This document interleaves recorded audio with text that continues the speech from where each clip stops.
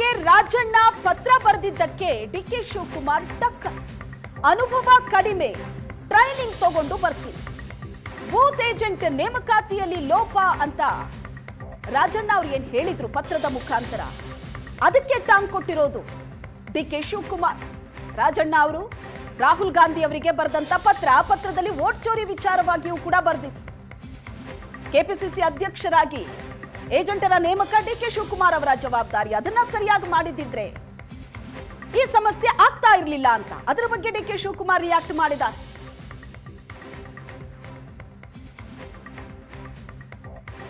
ಕರೆಕ್ಟಾಗಿ ಆಯ್ಕೆ ಮಾಡಿದ್ರೆ ಇನ್ನೂ 12-13 ಸೀಟ್ಗಳು ಗೆಲ್ಬೋದಿತ್ತು ನಾವು ಕರ್ನಾಟಕದಲ್ಲಿ. ನನಗಿನ್ನ ಸ್ವಲ್ಪ ಅನುಭವ ಕಡಿಮೆ ಇದೆ, ಟ್ರೈನಿಂಗ್ ತಗೊಂಡು ಬರ್ತೀನಿ. ಅಧ್ಯಕ್ಷರು ಕರೆಕ್ಟಾಗಿ ಆಯ್ಕೆ ಮಾಡಿದ್ರೆ ಇನ್ನೂ 12-13 ಸೀಟ್ಗಳು ಗೆಲ್ಬೋದಿತ್ತು ನಾವು ಕರ್ನಾಟಕದಲ್ಲಿ. ನನಗಿನ್ನ ಸ್ವಲ್ಪ ಅನುಭವ ಕಡಿಮೆ ಇದೆ, ಟ್ರೈನಿಂಗ್ ತಗೊಂಡು ಬರ್ತೀನಿ. ಅಧ್ಯಕ್ಷರು ಕರೆಕ್ಟಾಗಿ ಆಯ್ಕೆ ಮಾಡಿದ್ರೆ ಇನ್ನೂ 12-13 ಸೀಟ್ಗಳು ಗೆಲ್ಬೋದಿತ್ತು ನಾವು ಕರ್ನಾಟಕದಲ್ಲಿ. ನನಗಿನ್ನ ಸ್ವಲ್ಪ ಅನುಭವ ಕಡಿಮೆ ಇದೆ, ಟ್ರೈನಿಂಗ್ ತಗೊಂಡು ಬರ್ತೀನಿ. ಅಧ್ಯಕ್ಷರು ಕರೆಕ್ಟಾಗಿ ಆಯ್ಕೆ ಮಾಡಿದ್ರೆ ಇನ್ನೂ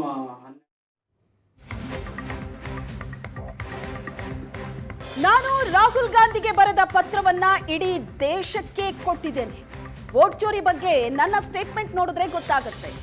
ತುಮಕೂರಿನಲ್ಲಿ ಮಾಜಿ ಸಚಿವ KN ರಾಜಣ್ಣ ಹೇಳಿಕೆ ಕೊಟ್ಟಿದ್ದಾರೆ. 2 ಲೈನ್ ನೋಡಿಕೊಂಡು ಇಲ್ಲಿ ಹಿಂಗಿದೆ ಅನ್ನೋದು ಸರಿಯಲ್ಲ, ಸಂಪೂರ್ಣವಾಗಿ ನೋಡದೆ ಹಿಂಗಿದೆ ಅಂತ ಹೇಳೋದೇ ಸರಿಯಲ್ಲ ಅಂತ ಮಾಜಿ ಸಚಿವ KN ರಾಜಣ್ಣ ಪ್ರತಿಕ್ರಿಯೆ ಕೊಟ್ಟಿದ್ದಾರೆ. ಲೀಕ್ ಏನು ಅಯ್ಯೋ ದೇಶಕ್ಕೆ ಕೊಟ್ಟಿದ್ದೀನಿ ಎಲ್ಲರಿಗೂ, ನಿಮ್ಗಳು ಕೇಳಿ ನಿಮಗೂ ಕೊಡ್ತಾ ಇದ್ದೆ, ಗೊತ್ತಾಯ್ತಾ? ಅದು ಏನಿಲ್ಲ. ಈಗ ನಾನು ವೋಟ್ ಚೋರಿ ಬಗ್ಗೆ ನಾನು ಕೊಟ್ಟಂಥ ಸ್ಟೇಟ್ಮೆಂಟು ಸಂಪೂರ್ಣವಾಗಿ ಓದ್ಕೊಂಡ್ರೆ ಕರೆಕ್ಟಾಗಿ ಗೊತ್ತಾಗ್ತದೆ. ವೋಟ್ ಚೋರಿ ಇದ್ರ ಬಗ್ಗೆ ನಾನು ಪತ್ರಿಕೆಯಲ್ಲೂ ಬರೆದಿದ್ದೀನಿ, ನೀವು ತೋರಿಸಿದ್ದೀರಿ. ಆದರೆ ಸಂಪೂರ್ಣ ನೋಡ್ದೇನೆ ಯಾವುದೋ 2 ಲೈನ್ ನೋಡ್ಕೊಂಬಿಟ್ಟು ಇಲ್ಲಿ ಹಿಂಗಿದೆ, ಯಾವುದು ನಮ್ಮದು ಕೂಡ ಜವಾಬ್ದಾರಿ ಇದೆ ಅಂತ ಹೇಳಿರ್ತೀನಿ. ನಮ್ಮದೇ ಸರ್ಕಾರ ಇತ್ತು. ಹಾಗಾಗಿ ನಮ್ಮ ಸರ್ಕಾರ ಇದ್ದಂಥ ಕಾಲದಲ್ಲಿ ನಾವು BLO ಅಂತ ನೀವೆಲ್ಲ ಹೇಳ್ತಾ ಇದ್ರಿ. BLO ಅಲ್ಲ, ಅದು BLA ನಮ್ಮವನು ಇರ್ತಾನಲ್ಲ, ಅವನು ಅದನ್ನು ಇವರು ಡ್ರಾಫ್ಟ್ ವೋಟರ್ಸ್ ಲಿಸ್ಟನ್ನ ಪಬ್ಲಿಷ್ ಮಾಡಿದಾಗ ನೋಡಬೇಕಿತ್ತು ಅವನು. ಈಗ ನಾವೆಲ್ಲ ನಮ್ಮ ಕಾನ್ಸ್ಟಿಟ್ಯೂನ್ಸಿಗಳಲ್ಲಿ ನಾವೆಲ್ಲ ಬೂತಲ್ಲೂ ಕೂಡ ತರದು ನೋಡ್ತೀವಿ, ಮಾಡ್ತೀವಿ. ಈ ಸಿಟಿಗಳಲ್ಲಿ ಏನು ಕಷ್ಟ ಅಂತ ಹೇಳಿದ್ರೆ, ಈ ಹೊಸಬ್ರು ಸೇರ್ಕೊಂಡ್ಬಿಡ್ತಾರಲ್ಲ, ಯಾರು ಸೇರಿದ್ದಾರೆ ಏನು ಎತ್ತ ಅವ್ರು ಪತ್ತೆ ಮಾಡೋದೇ ಕಷ್ಟ. ಆದರೆ ಒಂದೊಂದು ಮನೆಗೆ ಸಣ್ಣ ರೂಮ್ಗೆ 60 ಜನ 100 ಜನ ಸೇರಿಸ್. ಈ ಬಗ್ಗೆ ಹೆಚ್ಚಿನ ಡೀಟೇಲ್ಸ್ ಅನ್ನ ಕೊಡ್ತಾರೆ ನಮ್ಮ ದೆಹಲಿ ಪ್ರತಿನಿಧಿ ಮಂಜುನಾಥ್ ಸಂಪರ್ಕದಲ್ಲಿದ್ದಾರೆ. ಮಂಜುನಾಥ್, ಡಿಕೆ ಶಿವಕುಮಾರ್ ದೆಹಲಿಗೆ ಹೋಗ್ತಾರೆ ಅಂದಾಗ್ಲೇ ಅಲ್ಲಿ ಹೈಕಮಾಂಡ್ ನಾಯಕರನ್ನ ಭೇಟಿ ಆಗ್ತಾರೆ. ಏನೇ ಇಲಾಖಾವಾರು ಕೆಲಸಗಳಿರಲಿ, ಆದ್ರೆ ಕುರ್ಚಿ ಸಂಘರ್ಷದ ಬಗ್ಗೆ ಒಂದು ಸುತ್ತಿನ ಮಾತುಕತೆ ಅಂತೂ ಮಾಡಿ ಬರ್ತಾರೆ ಅಂತ ಹೇಳಲಾಗ್ತಿತ್ತು. ಬಟ್ ಈಗ ನೋಡಿದ್ರೆ ಅವ್ರು ಕೊಡ್ತಾ ಇರೋ ಸ್ಟೇಟ್ಮೆಂಟ್ ವೈರಾಗ್ಯದ ಮಾತು ಅಂತ. ಅಂದ್ರೆ ಈ ಸ್ಟೇಟ್ಮೆಂಟ್ ಹಿಂದಿನ ಕಾರಣ ಏನಾಗಿರ್ಬೋದು? ಹೈಕಮಾಂಡ್ ನಾಯಕರನ್ನ ಭೇಟಿಗೆ ಟ್ರೈ ಮಾಡಿದ್ರು, ಬಟ್ ಯಾರೂ ಕೂಡ ಸಿಕ್ಕಿಲ್ಲ ಅನ್ನೋ ಬೇಸರದಲ್ಲೇನಾದ್ರೂ ಮಾತಾಡಿದ್ರ? ಶ್ವೇತಾ, ಹೈಕಮಾಂಡ್ ನಾಯಕರಿಗೆ ಅವರು ನಿನ್ನೆಯಿಂದನೂ ಕೂಡ ಹೇಳ್ತಾ ಇರುವಂಥದ್ದು, ನಾನು ಯಾರಿಗೂ ಕೂಡ ಈ ಬಾರಿ ಭೇಟಿಗೆ ಅವಕಾಶವನ್ನ ಕೇಳಿಲ್ಲ ಅನ್ನುವಂಥದ್ದು.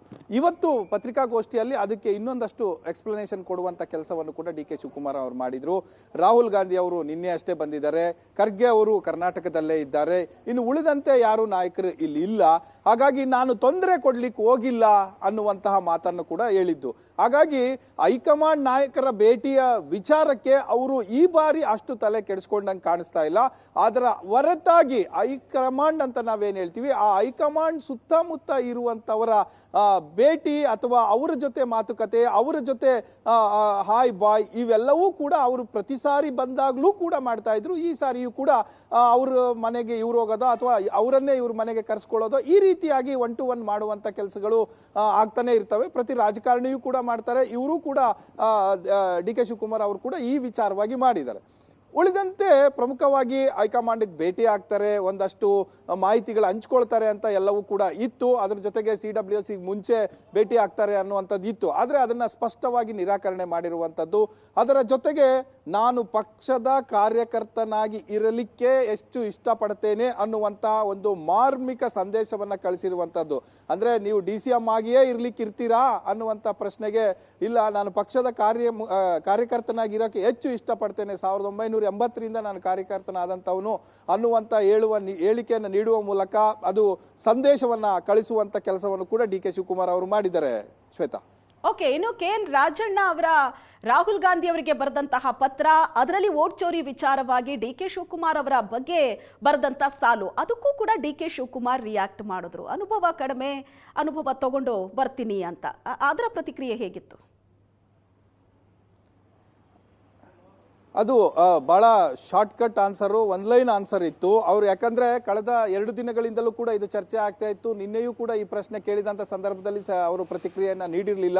ಆದ್ರೆ ಪತ್ರಗಳ ಮೇಲೆ ಪತ್ರಗಳು ಬರೆದ್ರು ಅನ್ನುವಂತಹದನ್ನ ಕೇಳಿದಂತ ಸಂದರ್ಭದಲ್ಲಿ, ಅದರಲ್ಲೂ ಕೂಡ ನೀವು ಅಧ್ಯಕ್ಷರಾಗಿದ್ದ ಅಂದ್ರೆ KPCC ಅಧ್ಯಕ್ಷರು ನೀವಾದಂತ ಸಂದರ್ಭದಲ್ಲಿ ಸರಿಯಾಗಿ ನಾವು ಆಯ್ಕೆ ಮಾಡಿದ್ರೆ ಏಜೆಂಟ್ಗಳನ್ನ, ನಮ್ಗೆ ಇನ್ನೂ ಅಷ್ಟು ಸ್ಥಾನ ಬರ್ತಾ ಇತ್ತು ಅನ್ನುವಂಥ ಉಲ್ಲೇಖ ರಾಜಣ್ಣ ಅವರು ಮಾಡಿದ್ರು ಅನ್ನುವಂಥದ್ದನ್ನ ಮಾಧ್ಯಮ ಗೋಷ್ಠಿಯಲ್ಲಿ ಪ್ರಶ್ನೆ ಮಾಡಿದಂತ ಸಂದರ್ಭದಲ್ಲಿ ಅವರ ಉತ್ತರ ಹೇಗಿತ್ತು ಅಂದ್ರೆ, ನನಗಿನ್ನೂ ಅನುಭವ ಕಡಿಮೆ, ತಗೊಂಡು ಬರ್ತೇನೆ, ಟ್ರೈನಿಂಗ್ ತಗೊಂಡು ಬರ್ತೇನೆ ಅನ್ನುವಂಥ ಮಾತನ್ನು ಹೇಳಿದ್ರು. ಈ ಮೂಲಕ ಟಾಂಗ್ ಕೊಟ್ಟಿರುವಂತದ್ದು. ಅಂದ್ರೆ ನಾವೆಲ್ಲ ಪ್ರಯತ್ನಗಳನ್ನು ಕೂಡ ಮಾಡಿದ್ವಿ ಅನ್ನುವಂಥದ್ದನ್ನ ಹೇಳುವಂತ ರೀತಿ, ಈ ರೀತಿ ಟಾಂಗ್ ಅನ್ನ ಕೊಟ್ಟಿರುವಂತದ್ದು. ಅಂದ್ರೆ ಕಳೆದ 2-3 ದಿನಗಳಿಂದಲೂ ಕೂಡ ಅವರು ರಾಜಣ್ಣ, ಡಿ ಕೆ ಶಿವಕುಮಾರ್ ಅವರು ಡೆಲ್ಲಿಯಲ್ಲಿ ಇದ್ದ ಸಂದರ್ಭದಲ್ಲಿ ರಾಜಣ್ಣ ಅವ್ರನ್ನ 2 ಬಾರಿ ಭೇಟಿಯಾಗಿದ್ರು. ಇವೆಲ್ಲವೂ ಕೂಡ ತಿಳಿ ಆಗಿತ್ತು ಅನ್ನುವಂಥದ್ದು ಇತ್ತು. ಆದ್ರೆ ಪತ್ರದ ವಿಚಾರ ಜಾಸ್ತಿ ಆದಾಗ ಒಂದು ಟಾಂಗ್ ಅನ್ನ ನೇರವಾಗಿ ಕೊಟ್ಟಿರುವಂತದ್ದು. ಯಾಕಂದ್ರೆ ಆದ್ರೆ ಇಂದಿನ ಪ್ರಶ್ನೆಗೆ ಅವರು ಹೇಳ್ತಾರೆ, ನಾನು 1980ರಿಂದ ನಾನು ಕಾರ್ಯಕರ್ತನಾಗಿ ದುಡಿದವನು. ಅಂದ್ರೆ ಅದರ ಅನುಭವ ಅಲ್ಲಿಂದ ಲೆಕ್ಕ ಹಾಕೊಂಡ್ರು ಸುಮಾರು 45 ವರ್ಷ ಕಾರ್ಯಕರ್ತನಾಗಿ ಅಥವಾ ವಿವಿಧ ಹುದ್ದೆಗಳಲ್ಲಿ ಇದ್ದೇನೆ, ಶಾಸಕನಾಗಿದ್ದೇನೆ ಅನ್ನುವಂಥದ್ದು ಕೂಡ ಇಲ್ಲಿ ಲೈನ್ ಅನ್ನ ಮುಂದುವರಿಸಬಹುದು. Shweta, yes, thank you Manjunath, ನೀವೆಲ್ಲ ಡೀಟೇಲ್ಸ್ಗೆ.